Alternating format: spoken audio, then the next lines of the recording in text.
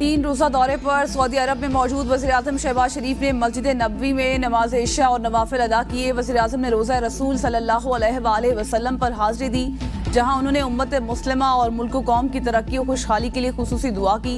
वज़ीर-ए-आज़म शहबाज शरीफ ने फ़लस्तीन और मकबूजा कश्मीर के मज़लूम मुसलमानों के हक में भी खुसूसी दुआ की। वज़ीर आला पंजाब मरियम नवाज ने भी रोज़ा रसूल सल्लल्लाहु अलैहि वसल्लम पर हाज़िरी दी और सलाम पेश किया।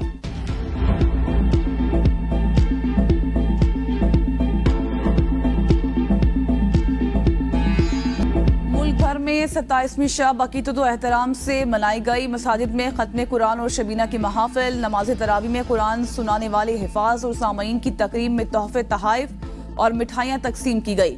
मसाजिद में इबादत गुजारों के लिए सहरी के भी इंतजाम किए गए। खवातीन के घरों और मर्द हजरात के मसाजिद में डेरे, दुआएं मांगने के रकत आमेज मनाजर, ईमान वाले गुनाहों की माफी के लिए सजदों में गिर गए। मालिक की कायनात से रोजों की कबूलियत और गलतियों की पर्दापोशी के लिए गिड़गिड़ा कर दुआएं।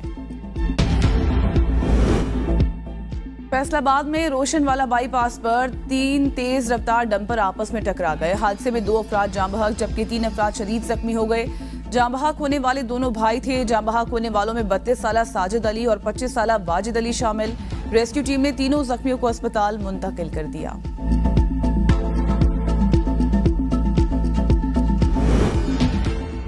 मियां चन्नू में तेज रफ्तार गाड़ी की मोटरसाइकिल को टक्कर। हादसे में मोटरसाइकिल सवार 2 अफराद जाँ बहक हो गए। हादसे के बाद कार सवार मौके से फरार हो गया। इत्तला मिलने पर रेस्क्यू और पुलिस एहलकार मौके पर पहुंच गए। लाश को सिविल अस्पताल मुंतकिल कर दिया।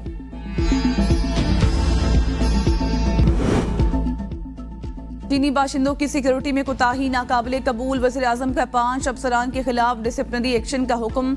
आरपीओ हज़ारा डिवीजन, डीपीओ अपर कोहिस्तान और डीपीओ लोअर कोहिस्तान के खिलाफ कार्रवाई का हुक्म। Director security Dasu power project के खिलाफ भी कार्रवाई होगी। वज़ीर इत्तलात अताउल्लाह तारड़ ने कहा कि इन अफसरों के खिलाफ 15 रोज में डिसिप्लिनरी एक्शन लिया जाएगा। चीनी शहरियों का तहफ़्फ़ुज़ हमारी अवलीन तरजीह है। पड़ोसी हमारी अमन की ख्वाहिश को कमजोरी ना समझें। पाकिस्तान के दुश्मन मुल्क के अमन को नुकसान पहुंचाना चाहते हैं। इनको पाकिस्तान की तरक्की और फलती फूलती मईशत हजम नहीं होती। वो अपने एजेंडे पर कारबंद हैं। हुकूमत अवाम के मसाइल के हल के लिए पुरअज़्म है।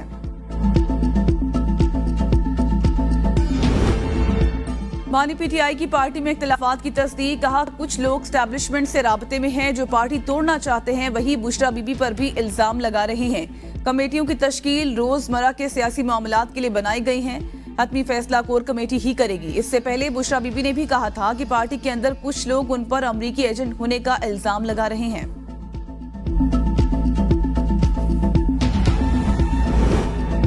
तहरीक इंसाफ में इख्तिलाफात खुलकर सामने आ गए। शहरयार आफरीदी की पीटीआई रहनुमाओं पर कड़ी तनकीद। मुझे फटने पर मजबूर ना किया जाए। पार्टी में आस्तीन के सांप मौजूद हैं। कुछ मुनाफिकीन हमारे अंदर बैठे हैं। अली अमीन गंडापुर और उमर अयूब समेत पीटीआई लीडरशिप के लिए पैगाम है, पार्टी कारकुनों को ऊपर लाएं। जिन्होंने पीठ पे छुरे घोंपे उनको फिर से गले लगाने नहीं देंगे। पार्टी के लिए बहुत लोगों ने कुर्बानियां दी और तुम अकेले फैसले कर रहे हो। ये किसी के बाप की पार्टी नहीं है। जो बानी पीटीआई के खिलाफ जाएगा उसके रास्ते की सबसे बड़ी रुकावट बनूंगा।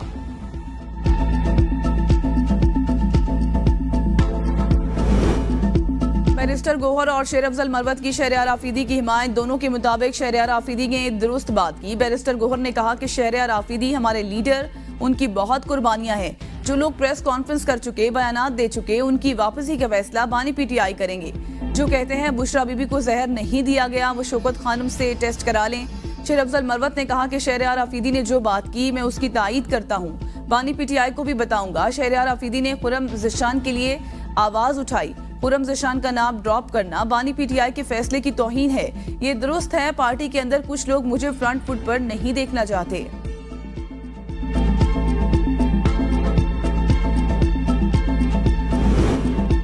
मेरी खामोशी को गलती से कमजोरी ना समझ बैठना। अली जैदी ने कहा कि अच्छी तरह जानता हूं कि ताने बाने कौन कौन चला रहा है। मैंने बानी पीटीआई की इजाजत के बगैर एस्टेब्लिशमेंट के किसी ओहदेदार से मुलाकात नहीं की। हर मुलाकात के बाद बानी पीटीआई को तफसील से आगाह किया। बातचीत हर सतह पर होती है और हर मसले का हल बातचीत से निकलता है। पीटीआई के अंदर ही कुछ मफाद परस्त साजिशों ने हसद में आकर एक झूठा बयानिया बनाया। कुछ नादान दोस्त इस झूठ को सच समझ बैठे। मेरी और मेरे अहले खाना की जिंदगियों को खतरे में डाल दिया। आज भी पीटीआई में इन मफाद परस्त साजिशों को देख रहा हूँ।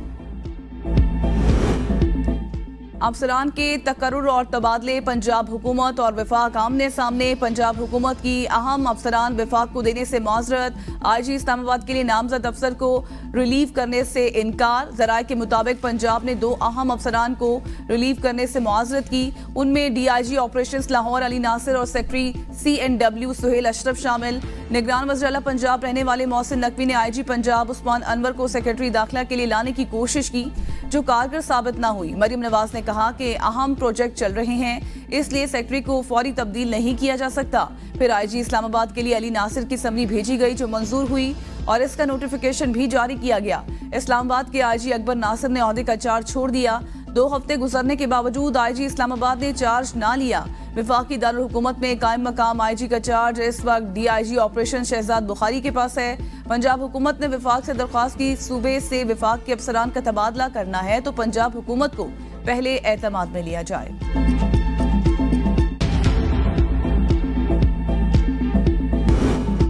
गवर्नर पंजाब ने एचिसन कॉलेज के प्रिंसिपल का इस्तीफा मंजूर कर लिया। जराये के मुताबिक माइकल ए थॉम्पसन की जगह आमिना इमरान कायम मकाम प्रिंसिपल एचिसन कॉलेज तैनात। गवर्नर पंजाब की फीस माफी पॉलिसी की भी मंजूरी। नई पॉलिसी के मुताबिक तालिब इल्म के 3 साल तक किसी दूसरे शहर मुंतकिल होने पर 50% तक फीस माफ होगी।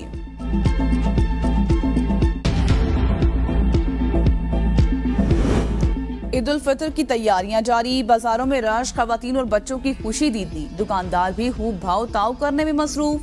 चूड़ियों और मेहंदी के स्टॉल्स भर गए। खवातीन को ज्वेलरी के साथ साथ मैचिंग दुपट्टे और सैंडल्स की भी तलाश। बच्चों ने भी मनपसंद कपड़े और जूते खरीद लिए। वक्त कम, मुकाबला सख्त। दर्जियों के कपड़े लेने से इनकार। मर्द हजरात रेडीमेड कपड़े खरीदते पर मजबूर। ईद वाले दिन क्या पकाएं, खवातीन ने सर जोड़ लिए।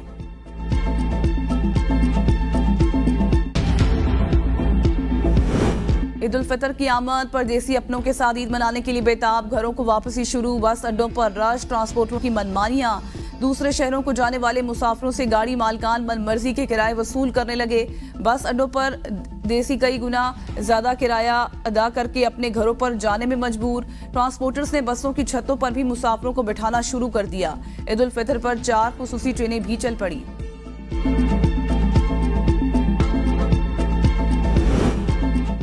शर्जील इनाम मेमन की जायद किराया वसूल करने वाले ट्रांसपोर्टर्स के खिलाफ सख्त कार्रवाई की हिदायत। शर्जील इनाम मेमन ने कहा कि प्रोविंशियल ट्रांसपोर्ट अथॉरिटी सिंध के तमाम अफसरान की छुट्टियां मंसूख कर दी गई।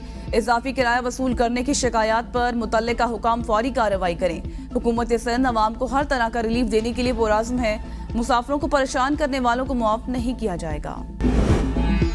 और कौमी क्रिकेट टीम के लिए 2 कोचेस फाइनल। गैरी क्रेस्टन और जैसन ग्लेस्पी की बतौर कोचेस तकर्रुरी का फैसला। व्हाइट और रेड बॉल के हेड कोचेस की तलाश मुकम्मल होने के बाद अब असिस्टेंट कोच की भी तलाश शुरू। इश्तिहार दे दिया गया। 20 अप्रैल तक ख्वाहिशमंद उम्मीदवार दरखास्तें जमा करा सकेंगे। असिस्टेंट कोच रेड बॉल और व्हाइट बॉल के कोच का मुआवन होगा।